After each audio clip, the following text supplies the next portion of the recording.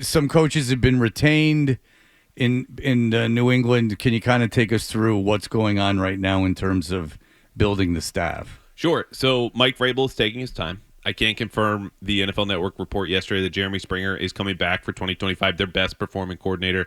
I think it's fair to say you go by PFF, DVOA, take your pick. Special teams are all right. Offensively, my understanding is they want to hire the OC first and then let him influence or do some of the hiring underneath him. Now, we only know of 2 interviews officially for that position. Marcus Brady reportedly on Friday, Chargers passing coordinator, before that with the Colts, and before him Thomas Brown a week ago on Tuesday. Those interviews, whether they're virtual or not, satisfy the Rooney Rule, which to me at first indicated, oh, hey, they're just rushing back into the arms of Josh McDaniels and giving him a big bro hug for the 3rd time in a row.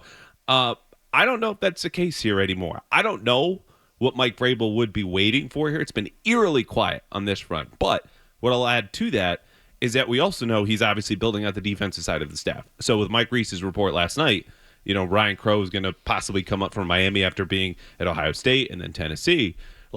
There's a lot here. I think he's taking his time and using the advantage of, I was the first guy hired. Okay, everyone else is a week behind me. Let me use that as opposed to rushing into more of these decisions. But we'll see. It's a big couple of days coming up in Foxborough.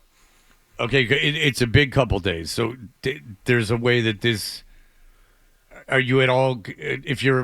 Should Patriots fans be at all concerned that it's obviously not going to come down to the 16th choice or whatever, like it did with Mayo, but right.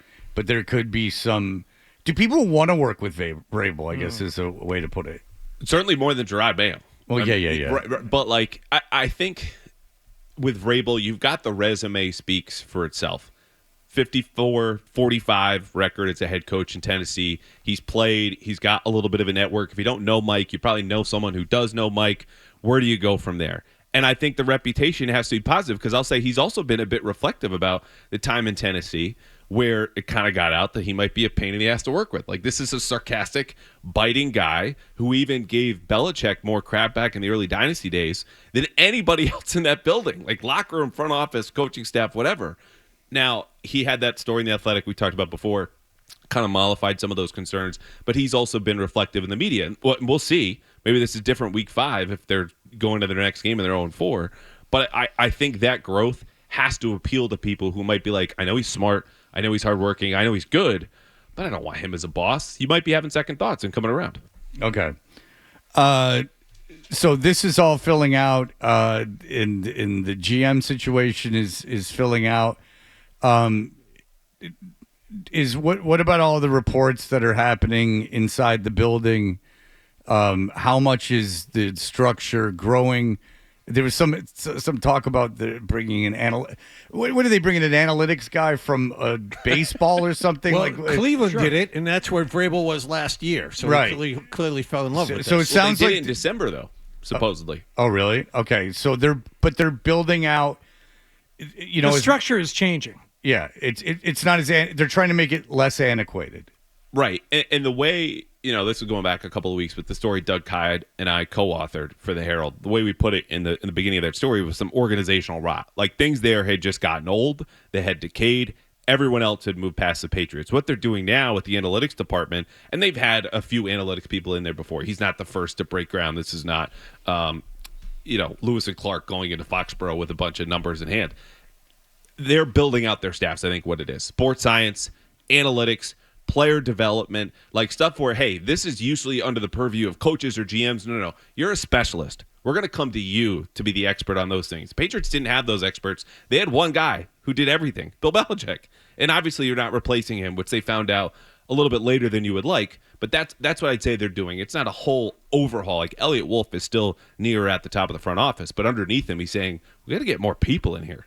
Did you hear anything, or did you have second thoughts about using that phrase, organizational rot? Because we read it on the air that morning. That stuck. Oh, thank you. That phrase stuck. And referenced it a couple times after that. I mean, that's different than organizationally inept or organizationally stifled. Organizational rot, to me, that speaks to everybody, and maybe even the owner be like, what are we, rotten? Rotten to the core? That's kind of what you said. I mean, Belichick left, and you still have people in the building who had been there. Okay, and let's make this not personal, but this is a very recent, tangible example. Robert Glazer was there for 18 years, right, rising up the ranks and having an impact lately on football operations. And whether this was Mike Vrabel's doing or not, within his arrival, 7-10 days, she's gone. And we've already talked about the lack of an analytics department, sports science, to be like, oh, I don't care about that.